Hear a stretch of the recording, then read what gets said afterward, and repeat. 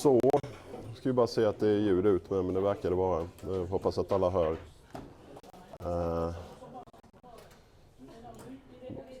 Fortfarande några på väg in i rummet. Så.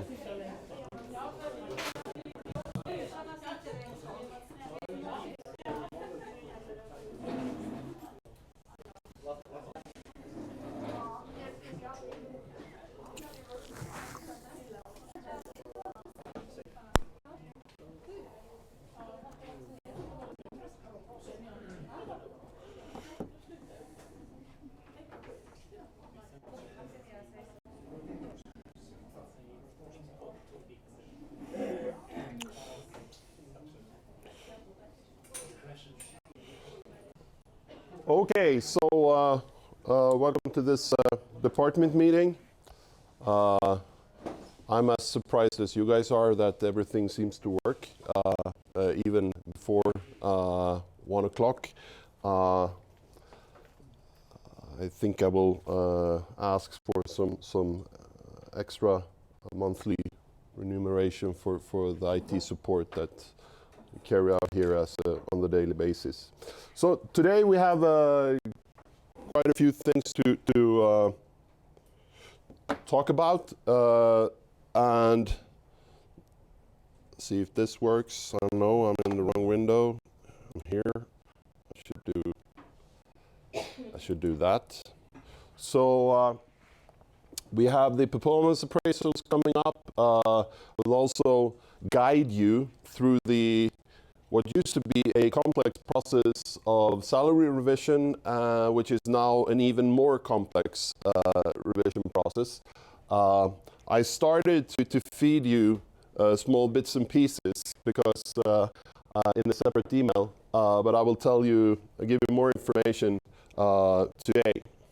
So there is also some brief information on the university vision and operational strategy. Some very short information on the employee survey, and also we need to form a working group for that.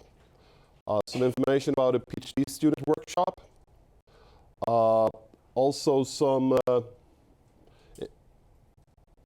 more detailed information actually about some feedback that I received yesterday from the student union regarding the overall quality of our educational offer. So we have to address things there starting next semester. And then we also have a very brief presentation of some of the ideas that for what we could add to the competencies at the department to improve how we work and the output of our work. So and then we have some staff changes that I will inform you guys about at the end. So it seems like the university, the faculty, and the department is moving towards a little bit more of a stricter system when it comes to how to plan and how to measure achievements within the organization. So the university has now developed a new vision. It took a year, and it's about it's a fluffy one. I'm not sure. Have you seen an English translation? I haven't. So that's why I'm still struggling. I was going to ask you. Yeah, I'm struggling with that translation because it has something to do with sätta fart på kunskap för samhällelig tillväxt. Now you can start thinking about that one. But the problem here is that, okay, you have a fluffy vision, and this fluffy vision then should translate into some operational strategy, things we do at the different levels, at the university level, at the faculty level, and at the department level. So these are then some kind of short, medium, long-term goals that we plan to invest time in order to work towards the shared vision at the university level. The different goals in the strategy, you can translate those into short-term objectives. You can also have medium and long-term objectives, but these are things we can achieve or want to achieve. And connecting these objectives to key results, and then connecting activities that we do in order to reach our objectives. That is a very simple improvement model that you can work with on the personal level, on a team level, on a department level, etc. So the reason why I tell you this is because I would like us to start using some bits and pieces of this already in the planning for the current salary revision process. But also, you saw that, have seen that in the Padlet that we have used the last couple of months, that I asked you to use this format to present your ideas. If we have a common format that we share, all of us, it will be much easier for us to communicate, because then we can start to connect objectives on the personal level to objectives on the department level, faculty, university, etc. So now we come to the information about appraisals and salary revision. And when I sent out the information where I asked the faculty members to sign up for time slots, it's important to remember that PhD students, you're on this step achievement-based or fulfillment-based fixed scale for your salaries. And if you're on a temporary contract, you are not necessarily part of this. But if you don't know if you should sign up for a slot, just talk to me. PhD students are welcome, but it will not be a talk regarding your salary. So the revision, the current revision that started last year in May to prepare for the revision at September 30, 2018, is not yet finished. We got some information from the human resource department today, and they can't say when. But the previous revision period, which started, and this is confusing to me too, so bear with me. From last year, October 1st, to this year, September 30, we have passed that. So that revision period is based on the old set of documents for salary criteria or wage criteria and wage policy, which I attached in the email I sent out the other day. And then things start to become complicated. Because, yeah, it's already complicated, but now it's becoming really complicated. Because the former Vice Chancellor, Stephen Wang, he decided that you should revise these criteria and the policy couple of years back before he left. And now the unions involved and the university has agreed on a new policy and a new set of criteria and a handbook. This was communicated in the monthly newsletter from the Vice Chancellor a week ago. These documents will not be used until next year, when we have the revision for the period October 1st this year and September last year. I will ask you to ask Arianit about details here, because he also knows this. So. Yeah, he pretends. Yeah, we all pretend to understand this. But there is a new set of documents available in Swedish. But I managed to get a. They sent me the draft translations. So I will send you an email later today with 6 new documents. So in total, you will have now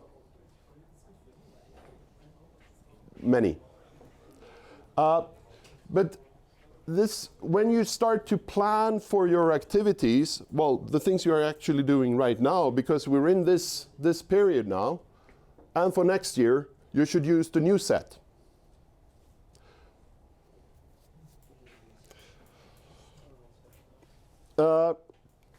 Another thing that will be slightly different is that we have started to work with a different process. There is more information about this in the handbook. I will not talk about that now, because that is next year. There's also changes in the documentation. Keep that for next year. This year, some of you who have sent or have signed up for a time slot should have received an invite now to a spreadsheet. And does it work? Yes. It works. Not for you. Okay. So for some it works, for others it doesn't. So do you expect us to modify directly on this document? Yeah. The idea with this document is that in the gray areas you type in whatever information, and then we use that as the basis for our discussions. I gotta try again, but I couldn't edit it when I opened it. Okay, we have to check that. Yeah, we have to check that. Yeah, you probably have to download it, because it's a Microsoft document. So you have to download it, edit, upload it. If you have synchronization, you can open it directly. And then it works a little bit better. Sorry, Jesper, but I mean, are we supposed to edit this stuff according to this bunch of documents? You are there. My slot is on Monday. Yeah, I know. No. But what I say is that these documents have not changed. You have a vague idea about. It will not be. Yeah. It will not. No, but it's not. It's not the, because these documents are not for the next revision is not published. So this is some kind of, we should have something, because it was raised as one of the items in the improvements in the Padlet, that these talks should be better documented and followed up. So what we have now is something that we can share, whoever it is that is department chair and the employee. So there is a document that you can easily follow up next year and so on. So I fully understand that well, it's not a lot of time. Jonas is probably not here, and he's like Monday at. You're probably not here. Well, you're here, but you have your slot is Monday 9 o'clock. Yeah. So, but instead of writing it down on paper, write it in there. That's what I asked for. But we will edit it during the talk too. Ah, okay. Yeah. Have you signed up for the slot? Yeah. When? I think I sent it out to you. Okay, we can look at that. It's a box invite, and you accept that automatically. You will probably not see it. Yeah, or it could be like that. Yeah, so we will sort that out. If you have a slot Monday, Tuesday, and you haven't, or next week, and you haven't received this invite, send me an email. One question, Jesper. Yeah. Do we use now the old documents, or do we wait for the English one and then we use the old documents? So for the revision period, so what your achievements, you use the old set, and for your own planning, your ideas, I will send out the new set this afternoon. And those will be all in box. The old ones and new ones will be in box, right? I will send them out. The old ones you received in the email. Yeah.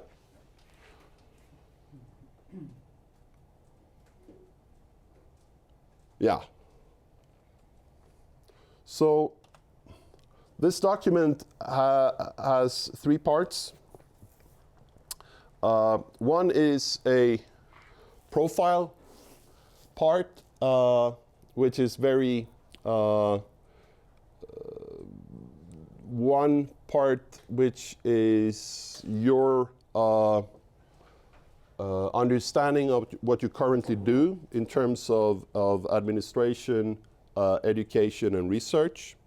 That will give us maybe, like in my situation, it would be 90% administration and 5% teaching and 5% research. And then what would the best situation for you, according to yourself, be? Could be for someone 10% administration, 40% research, and the rest education, something like that. So we have some kind of, we can share where you are and where you would like to be. Then it's a very general self-assessment, what you're good at, what you think that you can improve, and also how you have used your competency development time, and what you will use your competency development time for in the in this revision period. So it doesn't have to be like essays with 2,000 words or something like that. Just a simple bullet list, so we have something to base our discussions on.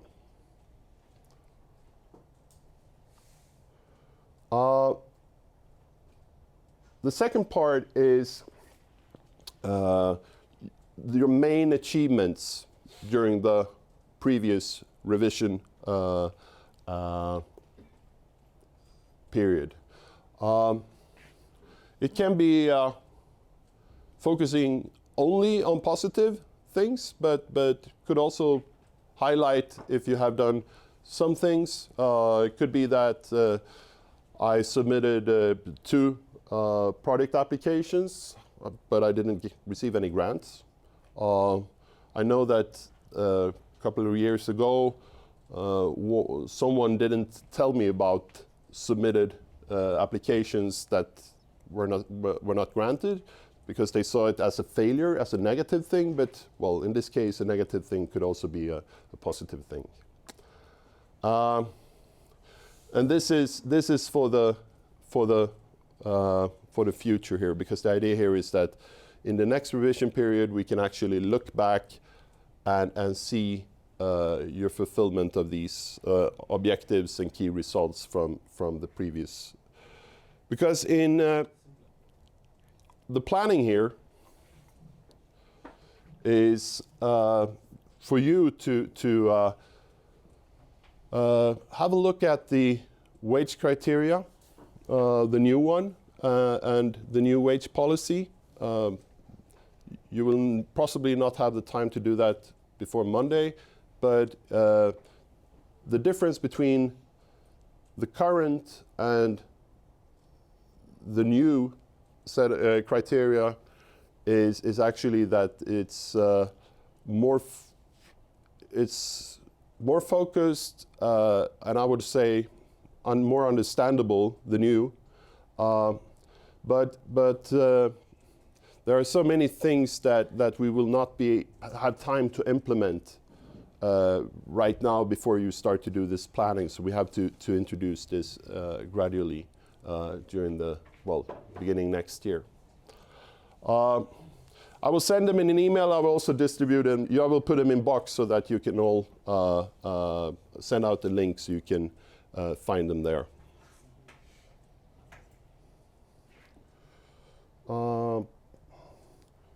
Any questions on this one? Perfectly clear. So we have this thing to fill out in box. Do you want to have that in advance? So you can You share the folder with me. do you want to have that a couple of days before the meeting? So if it's like uploaded the very second we start, it will. Well, I would like to have some chance to have a look at it in advance. It will be difficult for both Jonas and me to find some time to both provide some material and for me to look at it. But in the best of,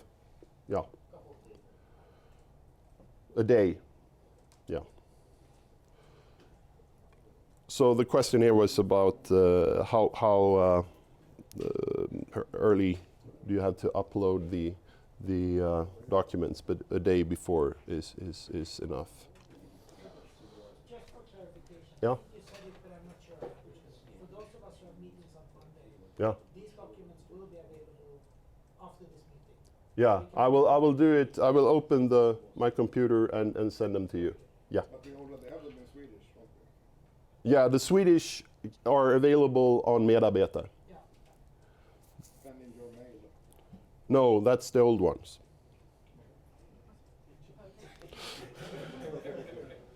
It was perfectly clear to Jonas. But we will do this together. We will hold hands and and do this. It's not a.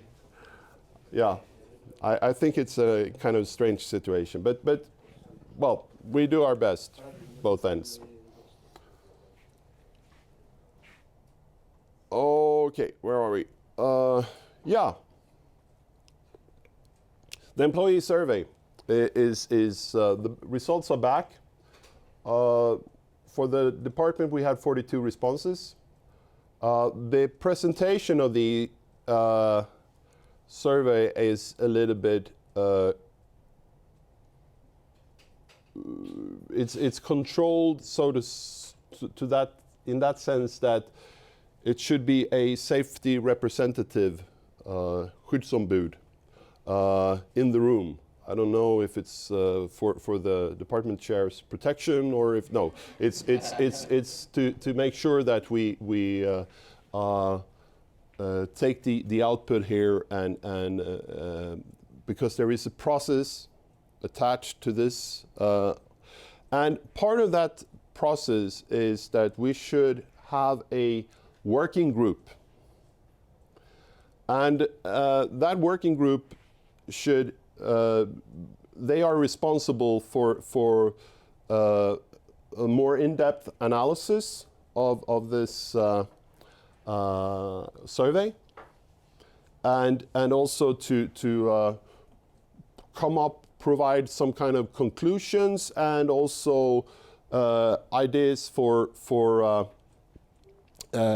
new objectives and prioritize them so that we do the right things to hopefully improve in the next years, so that we can address the concerns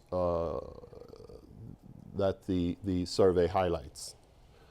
So I already talked to Kalmar, and they should have, not sure if they have a representative ready yet, but they are aware of this, but I ask you guys here in the room, do we have one from media technology and someone from CS who would be interested to join?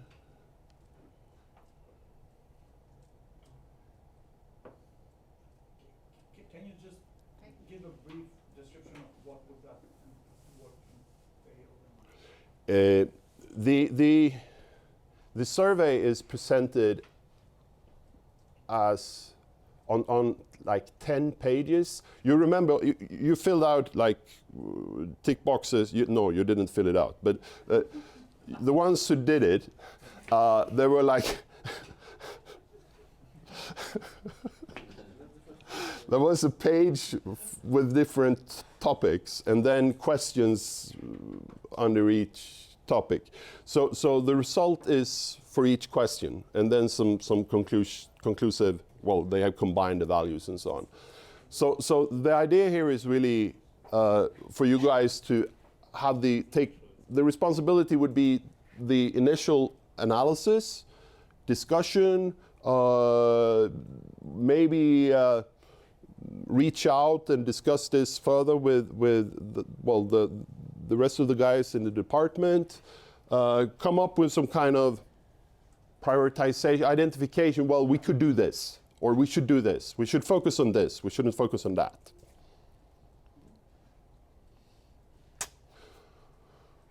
And now you keep your hand down. No, I would be interested in taking Men, this. And Katrin? if somebody else is, because I Yeah. saw...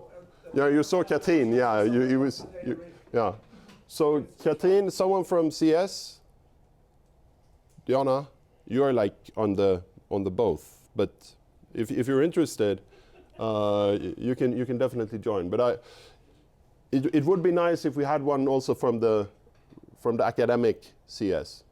I know you guys love these things. Okay, we'll let it rest for that. In the meantime, well, let's see which name we get from Kalmar.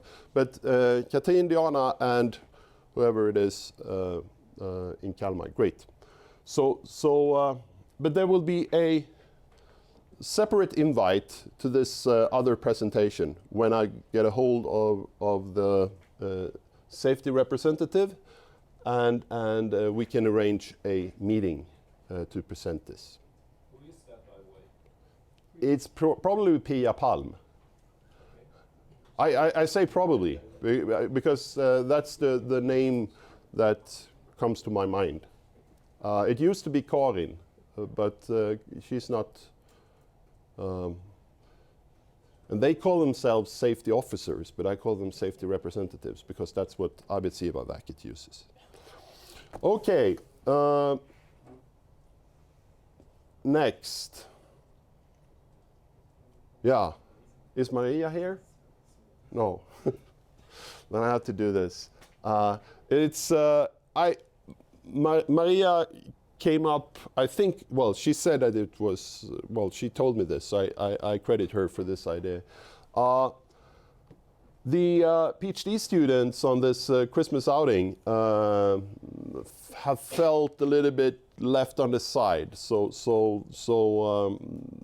they felt that, well, we should probably organize something for ourselves to have something to do while the rest of the department are discussing other things. The idea here is to, and I don't know about the format, we will sit down and talk about this, but Maria is now the official organizer, so she will take care of this. The idea is that the PhD students who come along on this event, and I also heard rumors about PhD students connecting online to participate in a very simple PhD student workshop where the students present their work and ask questions, and it might also be that some of the other staff who doesn't find anything else to do will join this and possibly also contribute with some questions and so on. So I think this is an excellent idea. So I support it. And we have to add a separate room for that at this Jens facility that we will visit. So I'm not sure if Maria has communicated this to the students, but if not, here it is. Okay, what's next? Yeah. A week ago, the faculty, the dean, received an email from one of the vice rectors. Apparently, there were some problems with, and these were very general comments. There were some problems with literally everything in a couple of subjects like mathematics and some courses that we are responsible for. I received some feedback a month ago, which was in line with that. And apparently we have three student associations. We have Vext, that's for the engineering students. We have Speak, which is, students in Kalmar. And then we have Vädu, which is informatics, computer science, and I think also it could be media technology students and math students as well, yeah. Their representatives have some of the representatives from these associations have been very silent for quite a few years.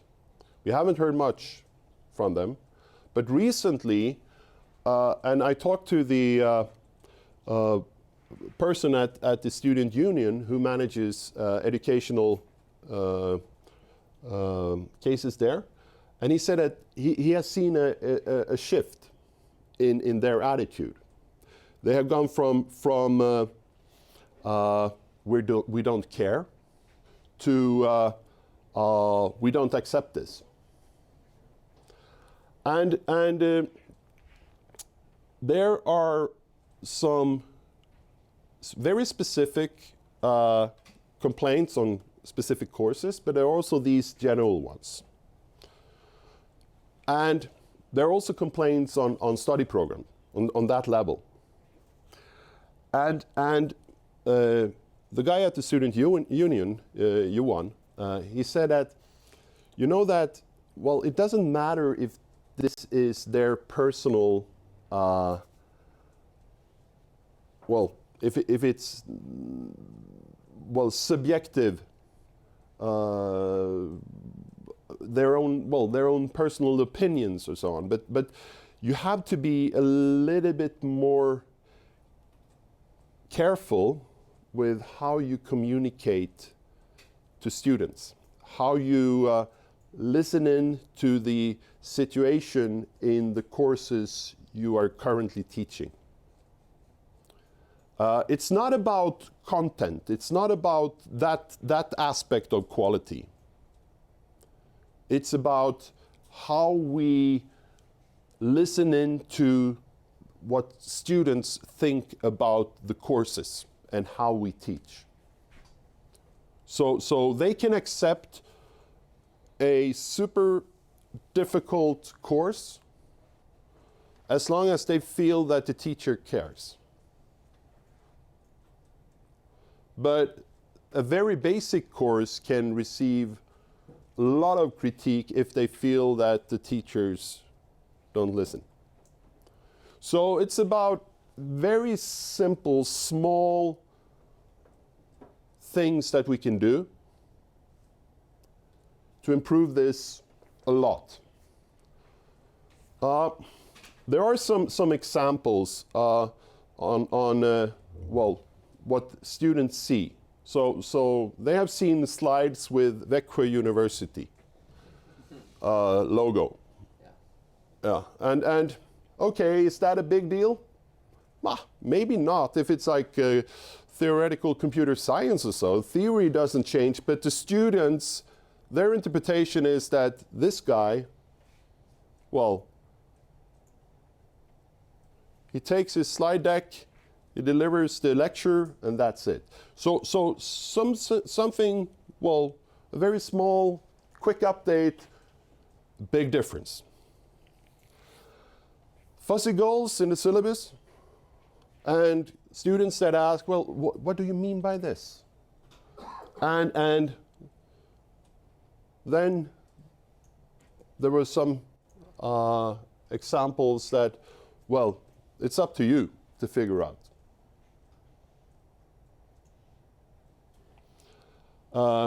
Old books, it's okay. If they're out of print, maybe not. And the other day I received a list of syllabi that we haven't updated the last 3 years. And that was a long list. There are many courses that we don't offer anymore, but it's a long list of ongoing courses that haven't been updated in 6, 7 years. The last revision was actually when we changed the course code system. So, and then it's also this hybrid course thing that I think Ola talked about last month. It's super important that, because the students on campus, they are registered on a campus course. So if we deliver that as an online course, we have to do 2 things. Either we have to negotiate and have them, well, accept that, but we should do that on beforehand. Or we should have this hybrid format where we have activities at both campuses, lectures, divide them if you have tuition, well, on both campuses.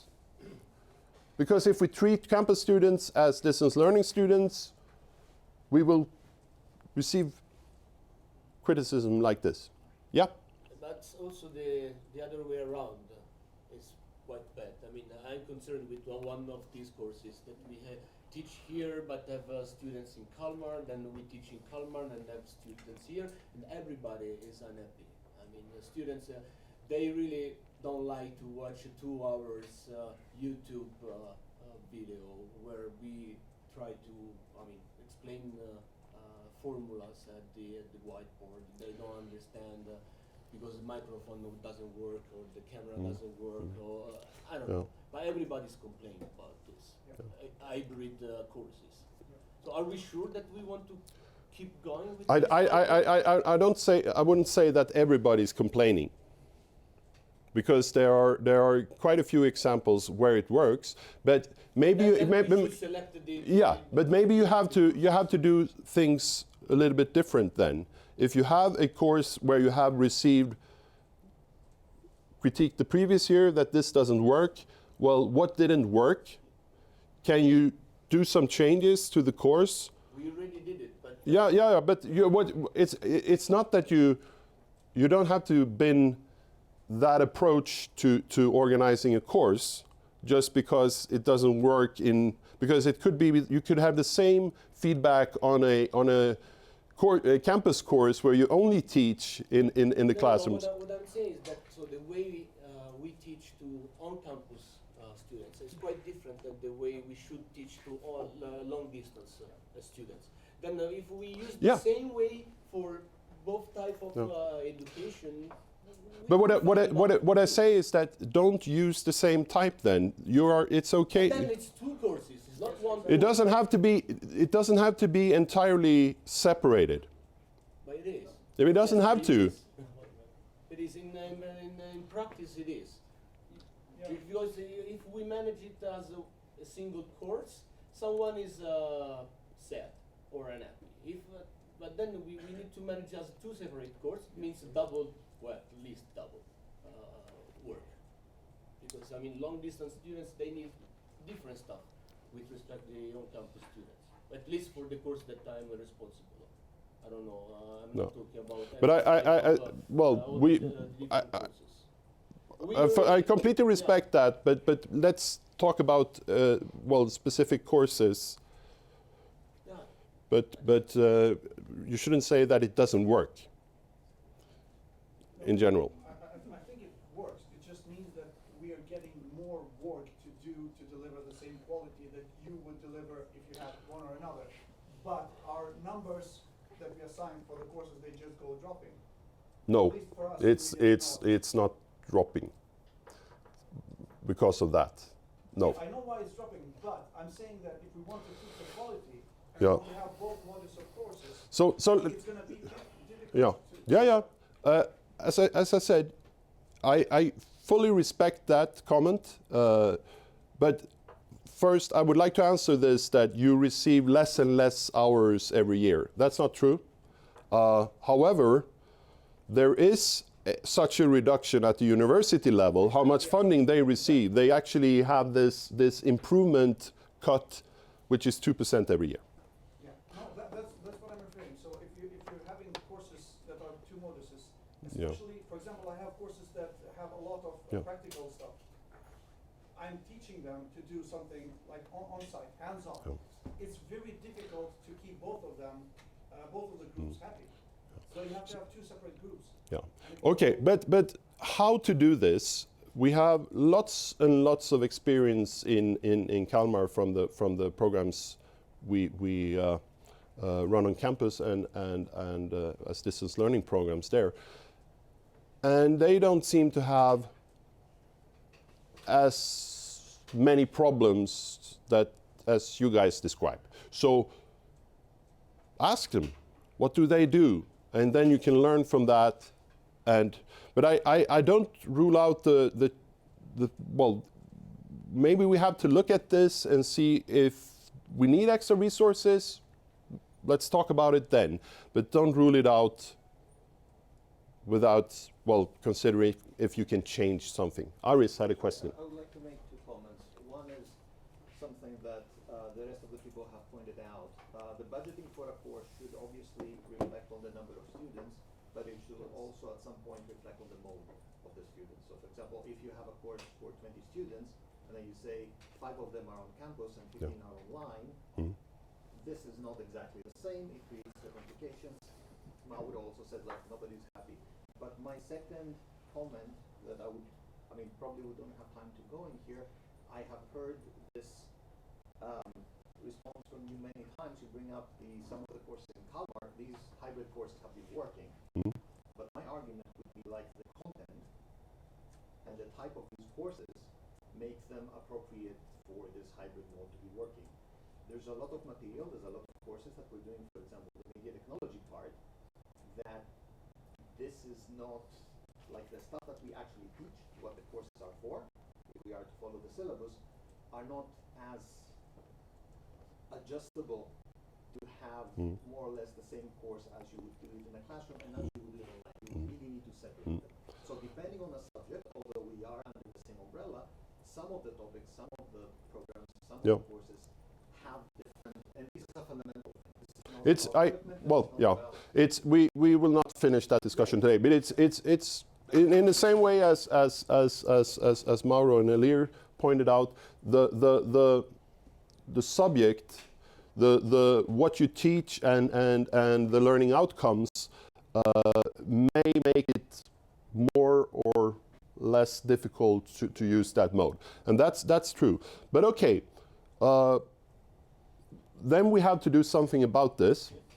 So it would be a perfect thing to look at next year. So it will probably not be in place for next semester's planning, but in the meantime we have to have like on a per course discussion to see if you need to make any adjustments. And this lecture is recorded, so you don't have to. Would it be a good idea dinner meeting to have a group discussing this, exchanging ideas and Definitely, it could be one of the groups for the second day or something like that. Definitely. Can I move on? Yeah. For the one of the objectives for 2020 should definitely be to improve communication and involvement, and I would like to stress the importance of having a continuous contact with the students. It might sound obvious, but apparently it's not the case on at least some courses, that there is no discussion during the course. The same is also true for the programs. We have heard rumors from the student union that they are starting to ask where our program assessments are. And it has been a couple of years since some of the programs at the department was evaluated together with the students on that program. So we should probably do something about that too next year. So what we have to do is really to focus on educational quality next year. We have to step up when it comes to well, how we deal with new curriculum, how we deal with updates, how we deal with new courses, the syllabi, and the updates of syllabi. Every now and then a new course pops up that no one has really had a look at, except the one who wrote the syllabi. And that's not a very wise way of doing things over time. So I would argue strongly that these should be some of the key objectives or main objectives for what we should improve on department level next year. Yeah? yeah, we are reorganizing the education system. Yeah. And I think this is a part of it. And I think Morgan knows more about it. Yeah, on that level. But what happens before it reaches the faculty level? I think that is a part of the organization as well. Morgan. In part, Jonas is right. They will provide guidelines for how certain things should be. Yeah. So some of these will be regulated by the organization, others might not. So some of these things will be regulated, some will not, and that new organization will be in place sometime next year. But some of that documentation is already available. No. I mean, it's written, but it's not public. No. It's not decided on. Yeah. But I think that if we do things and the faculty level does things, well, they should align. But it could be that they have something and we have nothing. And I think that when it comes to the students, contact with students and so on, I think that those are very simple things to do. It doesn't take too many minutes every second week to send an email to some contact person in a class and ask about the status, for instance.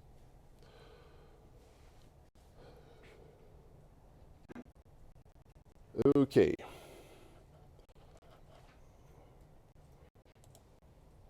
So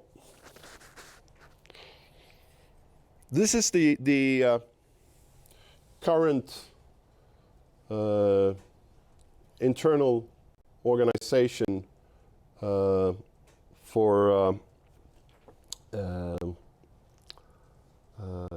how we manage our first and second cycle courses and programs at the department. We have an educational board which is run by Matthias. Yeah, you're well. Yeah, he's at least sending out the invites. Yeah. And then we have the program coordinators in that board. And this board is primarily coordinating things and have started to look at other aspects too. But then we have lots of courses, and these courses we have, course evaluations, we have revisions of these courses, we have old courses being replaced by new courses, etc. And I'm sorry to say, but this is getting out of control. There are just too many new programs, too many revised programs, too many new, revised, removed courses, and no one has a complete understanding of what's going on. And I think that some of you have experienced that firsthand, the negative side of that, when some prerequisite in your course is no longer supported by other courses and so on. So I think that from a department perspective, we need some kind of resource to manage our 100+ courses and I know he's but he will not do that. So to manage our soon 16 or 17 educational programs. And you have a comment, Morgan? Yes. So first of all, I got a message from someone watching online saying, please repeat the question. They don't hear what people are saying in the room, so they feel a bit lost. Okay, but okay, no. Yeah. But what I wanted to say is that many of the things you say here will be addressed by the new organization. So there will, for example, be a cover page for each course where you have to tick off the people that have commented and the people that are impacted by this change. Yep. And if they have not signed it, it will be returned. It will not be processed. It will not be dealt with. Yeah. So there will also be a problem with the educational board because there will be a replacement for that includes informatics, most likely. And we will also move more responsibility to the program coordinators and the program councils. yeah. So this might require some changes. So what I would suggest is wait until the new thing is in place before we do and decide things. So what Morgan said now is that there are some changes that are proposed by this new educational organization at the faculty level. For instance, there will be a paper-based system for that certifies that people that are should be concerned with a change or a new course syllabus, for instance, they will have to sign off to that change or that new thing. There is also there will be a faculty level. There will be in total 4 faculty level boards, I think, 4 or 5. One here for our programs will also include people from informatics. It will be an extension, and this is the current education organization, and what I would like to highlight here is really that even though there will be a faculty level organization for this, I have seen, I think, 8 or 9 faculty level organization for running programs program quality, course evaluation, course quality, and this is, I don't know, number 8 or 9 that they will introduce next year. So I think that yes, it's very nice if there is a system on the faculty level, but we still need someone or something that can run the things on the department level and be responsible for, and what I'm talking about is actually someone who's responsible for coordinating the work at the department when it comes to courses, programs, course evaluations, follow-ups, etc. I don't think that system will work from day one so that we will sort out all the difficulties we have here at the department level.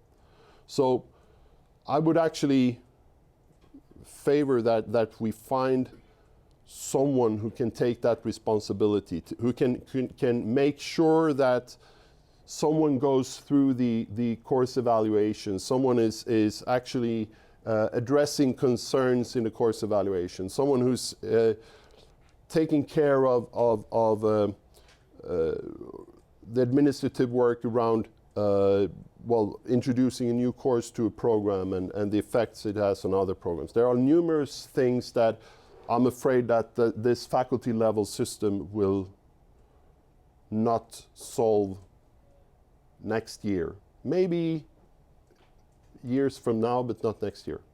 And I see that things are, did I say, getting out of control, or did I say are not, we don't have control of this now. It's now we need this.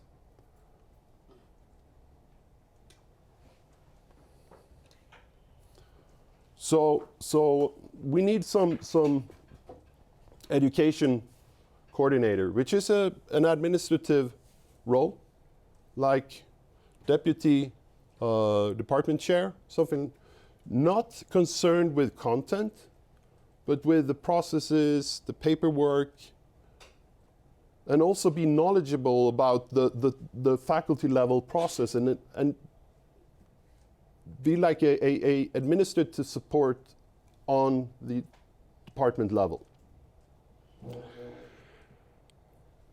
Yep. I just want to raise the concern that you will have this function on faculty level, and you will have this now on department level, and as program coordinator, you will have to interact with both of them on many of the same issues. And I fear that might be confusing, because we're pushing a lot of responsibility to program coordinators for program evaluations, for example, for course evaluations, follow-up, student representation in the program, all of that will be pushed. Yeah. But not pushed it, we will actually mandate that you implement the rules and regulations about program councils that already exist. It's just that no one does it. No one cares. I'm going to repeat now what you said before. Yeah. So what Morgan says is that many of these things will be managed primarily by two changes: the new organization and some support at the faculty level, and the new role of the program coordinators. The existing roles. Sorry? The existing role. I mean, we should have. But you That's mandated. It's just that no one does it. There's a description saying what it should do, and it says that it should evaluate the program, regulate, communicate that to students. It's on metadata. You can go. Yeah, I know. Yeah. So yes, there are many things that are in these documents right now that we don't know, or that we don't do, but still, I think that having someone at least for some time, because we have the programs, but if you are responsible for a program, and there could be a course that is on 5 other programs. So I don't say that this will not work, but I say that there is a risk that it will not. because so many other systems have failed. So instead of having a shared responsibility for this at this level, it could be nice to have someone with that role taking that responsibility until we have a system that we can rely upon.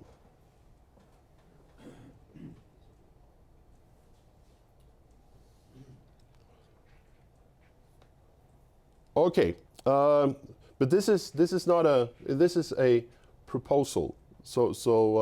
And the new educational organization is a moving target. So we have to adjust what we do to what happens with that plan. But it will be approved in December or January. Yeah. So it's Yeah. not like No. a moving target. No, but then it should be implemented. Yes. And that will not happen overnight. So a decision in December or January doesn't mean that it will be in place the day after. No, but there are names already being circulated for these positions. I think Mm. it will be fairly quick. Is this a full-time position? I don't know. I don't know if it's a full-time position. Permanent position? I don't know. I think that as long as if it's a permanent position, as long as we have problems with the quality in education, we have tried a system for many years, and this is a big department with lots of study programs, also with program coordinators that love to change their programs. And then we have lots of courses, new programs. Too many things are happening to keep the control of all these activities.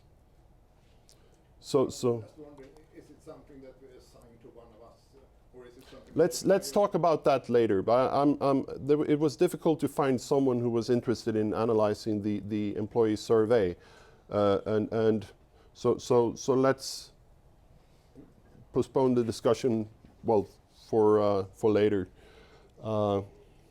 Okay.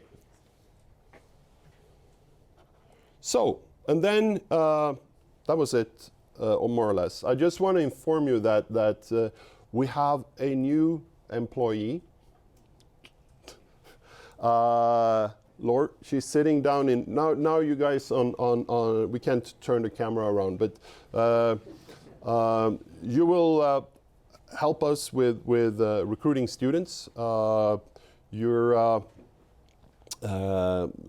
first assignment now is to focus on the master's engineering master's program and the 3-year engineering programs to make sure that we get some decent application numbers. It will be a huge effort marketing that new program, and also to travel around and inform and meet lots of students about these educations.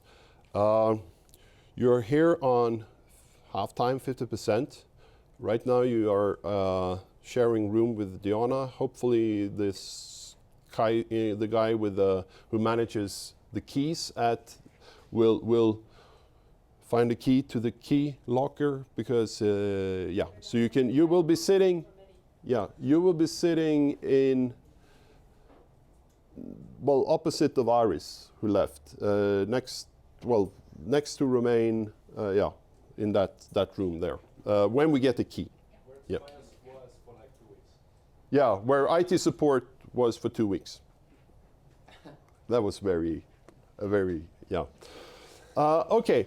So that's the one addition. Then we have one open position for as deputy assistant professor. There are interviews for that December 4th. And we called one of the candidates. And then there will be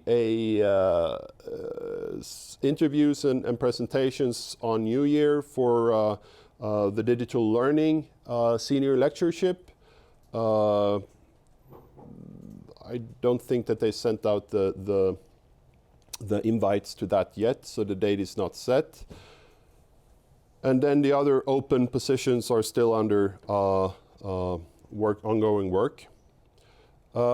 We will also have to open a couple of new positions because there are some guys who decided to check out life at other places. So now I'm going to show you some of the faces that you will not see that frequently from next semester. And they all look happy. So Johan will go to where will you go? To Fort Knox, doing research on data-intensive systems and help them with product development also. He will be around for some helping us with some competency development courses that he was already planned for. Then we have Francesco, who decided that Västerås is a much nicer place than Växjö. and well, if you have ever been to Västerås, but you will get a full professor position there. So congratulations to that. And also congratulations to Johan, to your new position. And then we have Jon, who will move to Sinch, former CLX in Kalmar, and join their DevOps team there. So these are the staff changes I know of today. And I hope that we don't have too many more on the negative side. I would like to say, well, some of you will not join the Christmas outing, but so this could be the last chance to say thank you very much and good luck in your next on your next challenges. So I think that was it for today. Yes, it was. So, sorry? Yeah, sorry. I had that as a note on a post-it and I forget. Okay. Don't. Well, we do it here. Yeah. So we are desperately looking for lab space for where we could have everything from network labs to new computer engineering, digital systems lab, etc. Also for robotics, IoT, etc. And we have some lab rooms. We have some mixed rooms. You can just turn around and see at the back of this room. We have robots and we have racks with network equipment and servers, and also in some small rooms here. And in Kalmar we have just built a new house, so I think that we have sufficient space so far. There are some might be some needs that we have to address there too. So we will form a group, and I hereby appoint Ola as the chair of that group. And I would like to have who is the best, who knows most about. Sorry, not you. Jonas volunteers here for the digital systems and computer engineering lab. You should definitely be in the group. So Jonas, Ola, Romain, labs. Some, because we need to find, well, you talk to him? No. Okay. So I will ask the guys in Kalmar who could join this group, but We need to look at rooms. We need to look at how to furnish equipment, etc. We have, as I said, a couple of new study programs coming up, so we should look into the, well, a couple of years ahead. And I can also just mention that the first information about the possibility that we could get a new house, they should build, well, we'll build a new house. Someone told me, was it three and a half weeks ago. But the perspective is like 5 years. Yeah. But at least they started to talk about it. So now they're finishing the Universitetskajen in Kalmar, and now they have started a campus development project here in Växjö, and well, let's see what can come out of that project. Diana, you had a comment?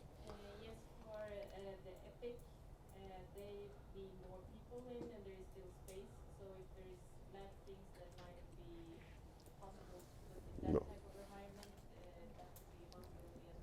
Yeah. So the comment from Diana was about this EPIC house, or the house named EPIC. They have lots of spare space, and we could maybe utilize some of that space for our labs. And also if there is any of the equipment that they have that might be of interest for our course. Yeah.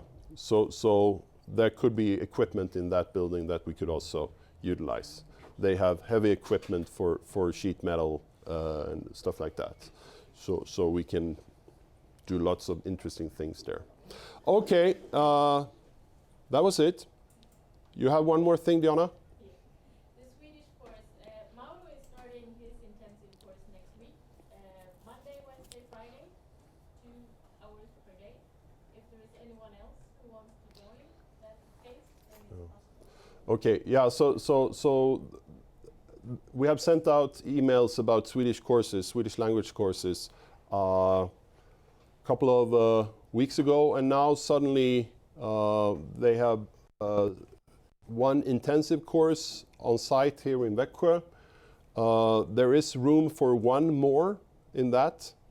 You should, to qualify, you should be able to sit and talk to Mauro for 5 minutes and understand each other, because then you're on level. In Italian. In Swedish, not in English or Italian. Yeah. And then, if you feel that you would like to invest your time in improving your Swedish, talk to me, talk to Diana. We will set something up. If it's like, it's definitely worth the investment. So for you, for us, so please. Okay? And by that, well, we close the meeting today. Have a nice weekend, and see you on Monday when we start the talks. Okay? Nah.